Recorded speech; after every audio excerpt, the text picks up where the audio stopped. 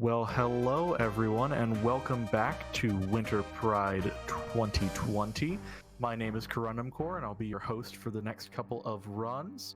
And right off the bat, I just want to say thank you to everyone for your very generous donations that mean that this King's Quest run is going to be a 100% run instead of an any percent run. So without further ado, let's throw it over to davidtki for the run. Hi, hello everyone. Thank you so much for having me here. I'm pretty excited to be playing this.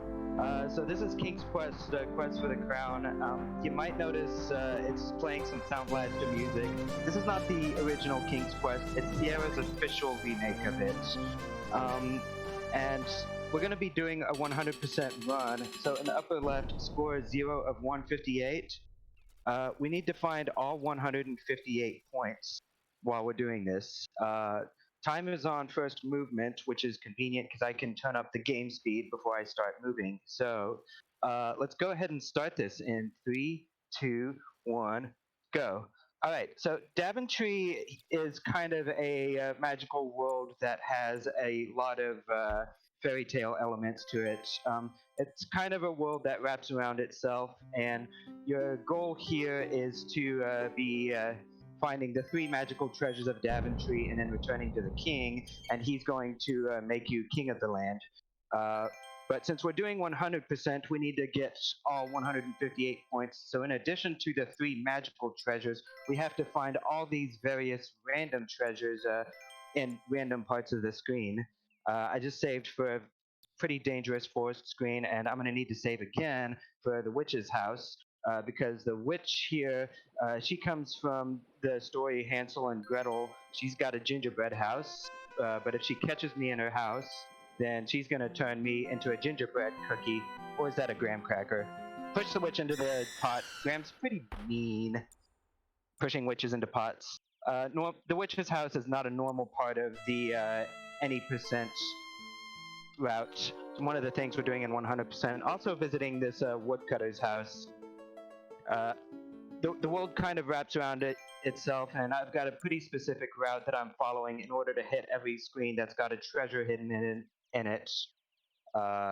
Like this stump here that has a random pouch in it. I don't normally get this pouch in any percent, but I've, let's see, get and pale. I've wrapped around most of the world already and collected most of the things that I need to get. I haven't talked too much about how I'm actually optimizing this game.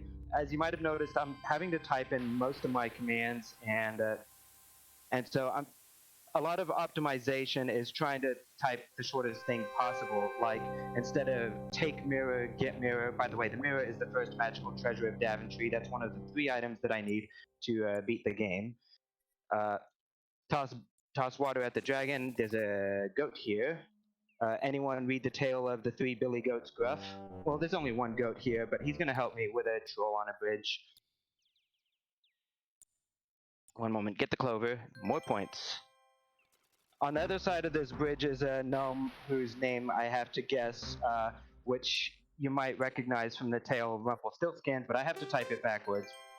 Easy to type, though. Plant bean. And then we're going to go straight into Jack and the Beanstalk. Alright. Sorry, Jack and the Beanstalk story time here. Yeah, various mishmash of lots of tales, and this game runs pretty fast, but I'm running the remake because the original game runs even faster, and I can't keep up with the original game just yet. I haven't learned it yet. Any percent for this game is somewhere around 4 minutes, but any percent for the original game is 1.5 minutes, which is really, really fast.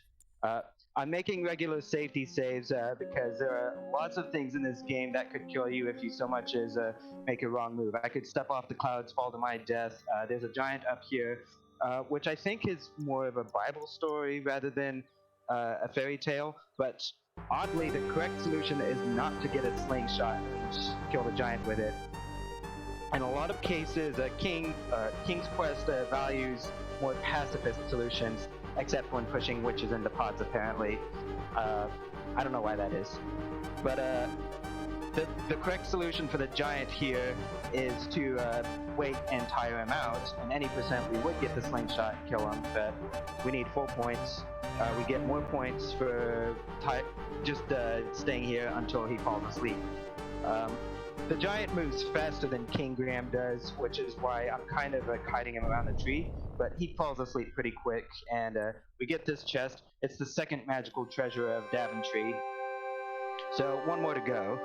In the original game, you could get the shield whenever you wanted, but in this remake, the condor that takes you to the shield will not appear until after you've gotten the other 2 treasures. Point check here, 128 of 158.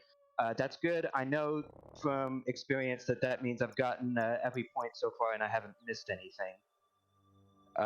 The beanstalk is normally a notorious platforming puzzle, but if you use the mouse cursor to move, then it's actually really easy to stay on it. So it's not much of an issue. The condor here, however, is kind of an issue because he swoops in and out super fast. I'm in the wrong position, and I'm kind of just jumping until I get it.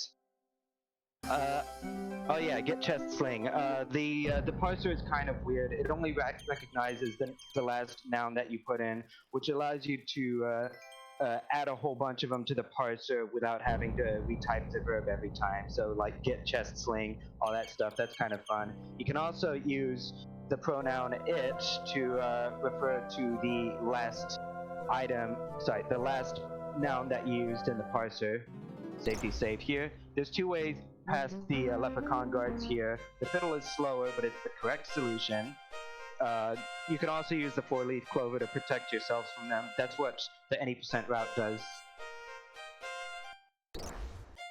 We got a little cutscene here, which is going to be really fun, because Graham's just playing the fiddle, and that music's going to just keep on playing and playing and playing. I think based on my local timer, I'm on pace for just a little over a 7-minute run.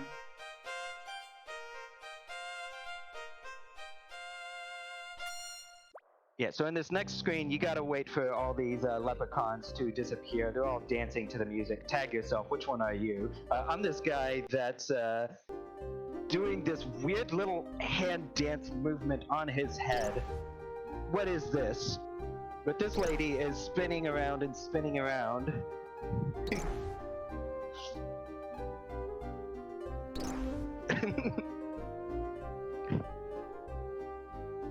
Gotta wait for them all to disappear one by one. They disappear almost instantly if you use the clover instead, but then the king doesn't leave behind this scepter. Get shield, get scepter. Oh yeah, the pebble that I would use for the slingshot, I didn't actually pick it up just yet, which means I'm gonna have to detour, well, not much of a detour because it's on the way back to the castle. I'm gonna pick it up here. Time's gonna be when the screen transitions to the courtyard of the castle, which is gonna be very soon. And time. And that's it. We have completed King's Quest 1 with all 158 points.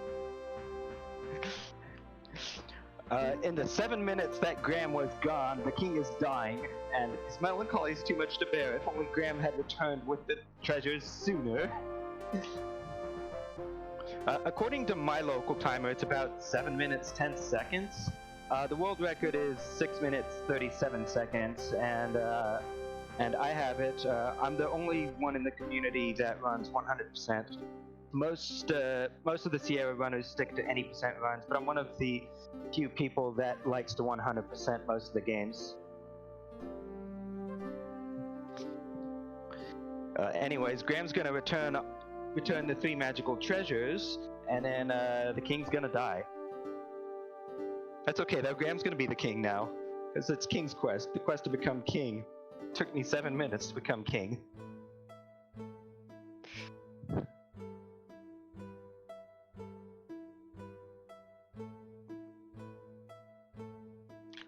I can skip through most of this dialogue, but this music's so good.